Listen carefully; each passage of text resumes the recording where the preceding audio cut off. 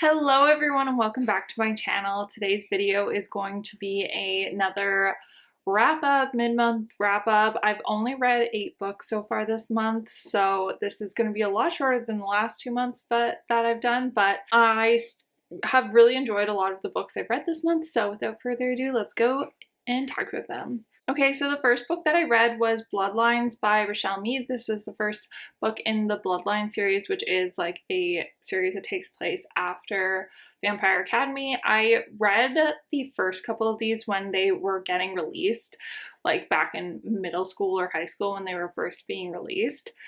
But I never finished the series, and after reading Vampire Academy, I really needed Adrian's Happily Ever After, so I've started the series. And I did really like it. I forgot how much I loved the characters again in this one. I like the storyline a lot. It's very different from Vampire Academy. So if you didn't like Vampire Academy, you might like this one still. I did really enjoy it. It was still the first in a series, so it was setting a lot of things up, so not like a ton happened. But I gave it 4.5 stars. Some of that might be nostalgia, but I really enjoyed it. Then I read Wildcat, which is the first book in the Wildcat Hockey series by Rebecca Genshak, and I thought this was cute. For some reason, this felt very young to me, even though it was a forbidden romance. It was the coach's daughter, so coach's daughter romance, but for some reason it felt very young. I don't know what it was. I think it was the way that they were talking to each other. It just felt very high school YA, which is not what I was expecting when I was going into this book. So I was a little disappointed in that. And I don't know, I loved a lot of the side characters a lot more than I liked the 2 main characters, which is why I continued with the series, because I gave it 3.5 stars. I didn't love this first book, but I did like the next 2 a lot more, so I will get there eventually. So I also read Wild About You and Wild Ever After, which is the second and third. So the second one I gave 4.25 stars, and I think this one is my favorite. I thought the third one was going to be my favorite when I was reading it, but this one is a second chance romance. They were like high school sweethearts, but he had to go away for hockey and she kept like missing out on her high school experience and like a lot of important life milestones. And so he broke up with her for her own good, which is dumb, obviously. But he does realize that that is dumb and that she can make her own decisions in the second go around. So I love a good second chance romance. I will say that I didn't necessarily feel the pining as much in this book as I do in a lot of other second chance romances. So I think that's why I gave it 4.25 stars. If I felt a little more pining between the characters, I think that I would give it a higher rating. And then Wildcat Ever After could have been my favorite, but I was getting really annoyed at the female main character. She kept basically almost breaking up with him because she didn't think that she basically for his own good every single time, and not letting him make his own decisions. It was really bothering me. I'm like, if he says he's gonna stay, he'll stay.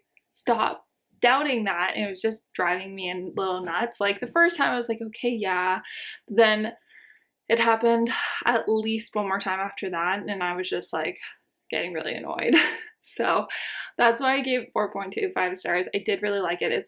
It's a marriage of convenience romance, and the male main character in this is like, he's just so funny. I really liked him. And I'm really excited for Ash's book. He is my favorite side character in all these books, and I need him to have his Happily Ever After. I think the next book is his book, so I'm really excited for that. I was expecting it honestly after the first book because he was such a prominent friend in the first book. So anyways, I really enjoyed my read through of the series, but they weren't the best hockey romances I've ever read. And then I read The Lady's Guard, which is the third book in the Sinful Bride series by Christy Caldwell. This one is a bodyguard romance, and I really like them together, but he is doing that thing where he's like, I can't be with you, it's for your own good thing that a lot of historical romances do, but that really annoys me. So it does have that trope in it, and so that's the reason why I gave it 3.75 stars, but it is a really good bodyguard like romance, and there is quite a bit of like pining that you see from his point of view. So I did really like this. I think that one might be my favorite one in the series, besides maybe the first one was my favorite. I can't remember what I rated the first two books in the series. Okay, and the next book that I read was Utopia Avenue by David Mitchell, and I got this recommendation being told that it's like Daisy Jones and the Six, but I haven't read Daisy Jones and the Six, so I can't compare it, so I can't tell you if it's anything like it. What I can tell you is that it is way too long. The audiobook was over 25 hours, and it just did not need to be that long, and the ending was very unsatisfying. I was pleasantly enjoying myself. I thought it was really interesting to follow a band and all the references they made to the music at that time, like the Beatles and things like that. They made like a lot of references that I really did enjoy, but it just was way too long for me, and I just wanted a little bit of a better, more satisfying ending than I got. I thought the ending was very sad and not satisfying, although maybe it is realistic for bands in that time period, but this is a fiction book, so.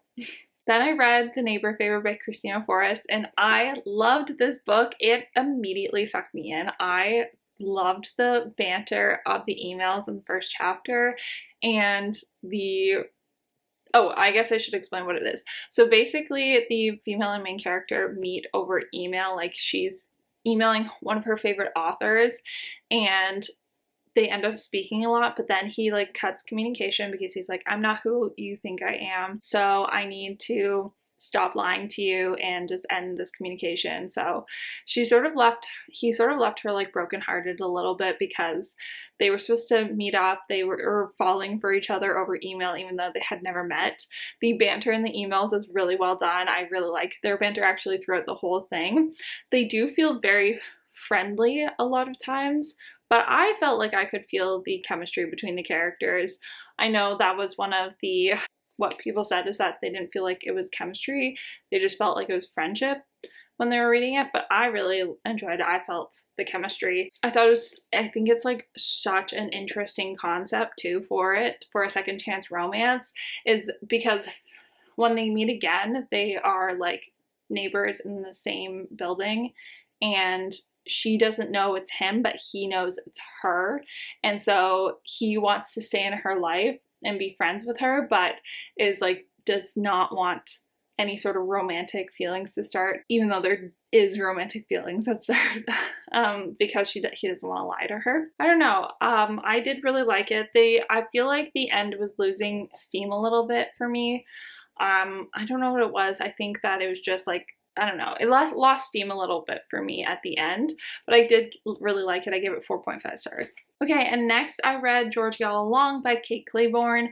This was one of my highly anticipated releases for this year, even though it came out in January and I only read it now. I really liked Love Lettering by Kate Clayborn. It was one of the first romance books that I had read when I started getting back into reading, and like pure romance, and I absolutely ate that one up. I read it until it was super late at night. Like, I did not want to ever put it down, and I think because I had such high expectations when I went into this book, it did let me down just a little bit, but I did really like it. I really like Kate Clayborn's writing style and everything like that. I feel like the plot was just lacking a little bit in the communication aspect, and also it felt just like the characters got together so quick.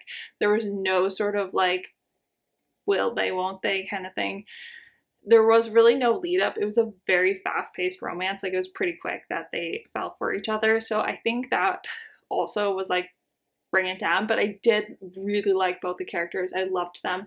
I do think that they are soulmates. They had a lot of chemistry, and I did really like the book. It's just, I think, because I had high expectations going into it and the fact that it was a little insta-lovey for my taste, I gave it 4.25 stars. Okay, and those are the 8 books that I've read so far this month. I hope you guys enjoyed. Let me know in the comments what your favorite book that you've read this month is.